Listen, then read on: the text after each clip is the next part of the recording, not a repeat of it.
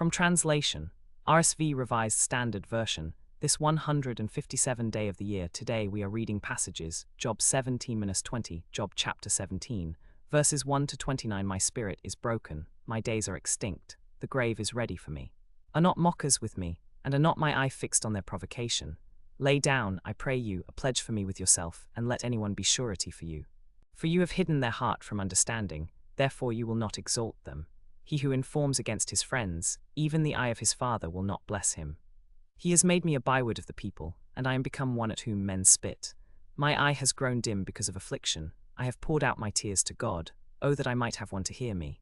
Here is my signature, let the Almighty answer me, and the indictment which my adversary has written. Would you pursue me to the end? Will you not desist from persecuting me? You have now become the thing I am. Do so, and let all who oppose you be confounded. For I hold fast your words, and do not let go of your counsel. But you are on the path that I have rejected. You have followed the tracks of the destroyer.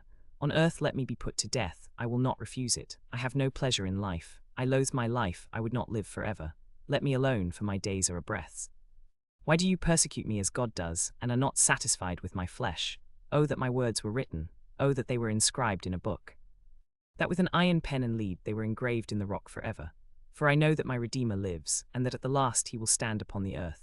And after my skin has been thus destroyed, then from my flesh I shall see God, whom I shall see on my side, and my eyes shall behold, and not another. My heart faints within me. If you say how we will persecute him, and the root of the matter is found in him, fear the sword yourselves. For wrath brings the punishment of the sword, that you may know there is a judgment. Do you think that I have a word from God, and say, it is against me, this you shall not do? I must take up the cause against myself, I must choose my arguments with him. I must clothe myself in righteousness, and it shall put me on. My reproof is from the presence of his majesty. My friends scorn me, my eye pours out tears to God. Oh, that one might plead for a man with God, as a man pleads for his neighbor. When a few years have come, I shall go the way of no return. My friends scoff at me, my eyes waste away because of my grief. Job chapter 18, verses 1 to 24. Then Bildad the Shuhite answered, how long will you say these things, and the words of your mouth be a great wind? Does God pervert justice, or does the Almighty pervert what is right? If your children have sinned against him, and he has delivered them into the hand of their transgression, if you will seek God and make supplication to the Almighty, if you are pure and upright, surely now he will rouse himself for you and restore to you your rightful prosperity. Though your beginning was small, your latter days will be very great. For inquire, I pray you, of the former age, and consider what their fathers have found. For we are but of yesterday, and know nothing, because our days upon earth are a shadow. Will they not teach you and tell you and utter words from their understanding? Can papyrus grow tall where there is no marsh? Can reeds flourish without water? While it is yet in flower, and not cut down, it withers before any other plant. Such are the paths of all who forget God. The hope of the impious perishes. His confidence is girded up, and he trusts in his strength. But his confidence is a spider's web. He trusts in his house, but it will not stand. He will lay hold of it, but it will not endure. He is green before the sun, and his shoots spread over his garden. His roots are entwined about the heap, and he sees the place of stones. If he is destroyed from his place, then it will deny him, saying, I have never seen you. Behold, this is the joy of his way, and out of the earth others will spring. Behold, God will not reject him, but will call his servants to account. You say, how does he know? Can he judge through the darkness? You say, his lamp is put out and the light is darkened in his tent. You say, he will certainly not rise again. He will not return from his place, but you will surely take up a taunt against him and shake your head at him.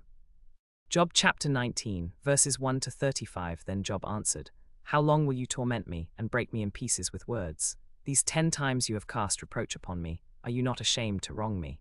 And even if I have erred, my error remains with myself. If indeed you magnify yourselves against me, and make my disgrace an argument against me, know then that God has put me in the wrong, and closed his net around me. Behold, I cry out, violence, but I am not answered. I call for help, but there is no justice. He has walled up my way, so that I cannot pass, and he has set darkness upon my paths.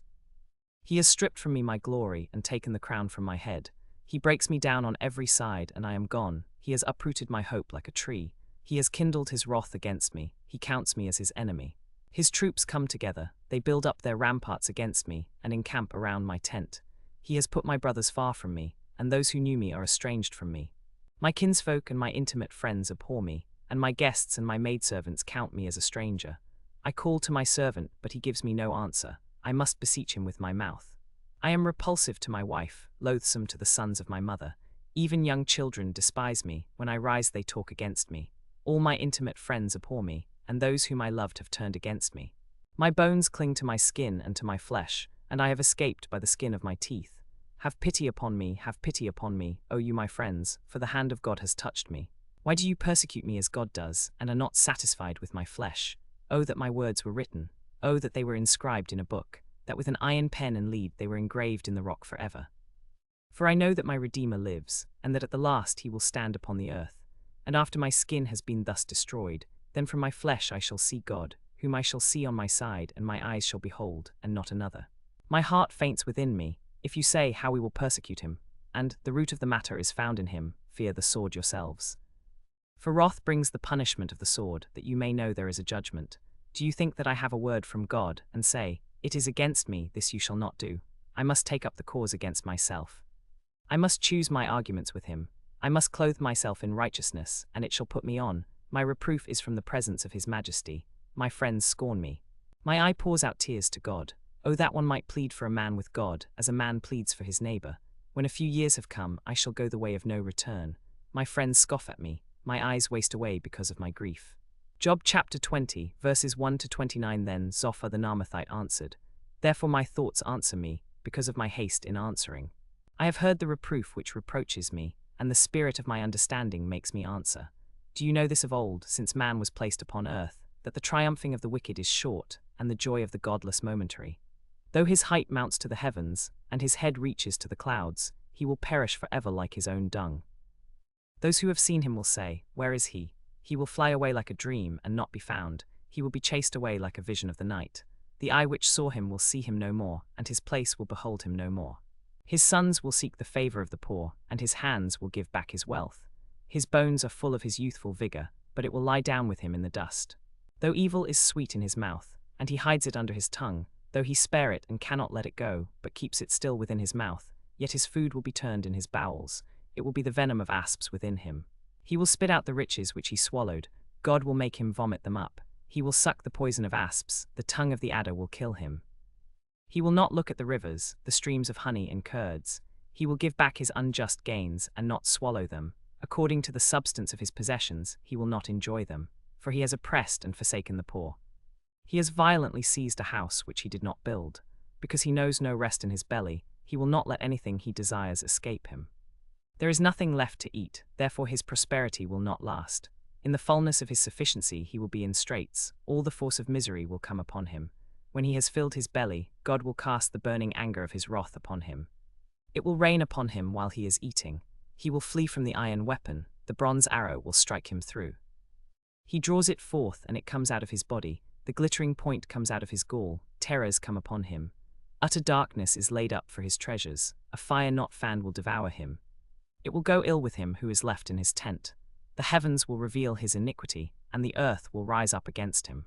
The increase of his house will depart, his goods will flow away in the day of his wrath. This is the portion of a wicked man from God, the lot decreed for him by God.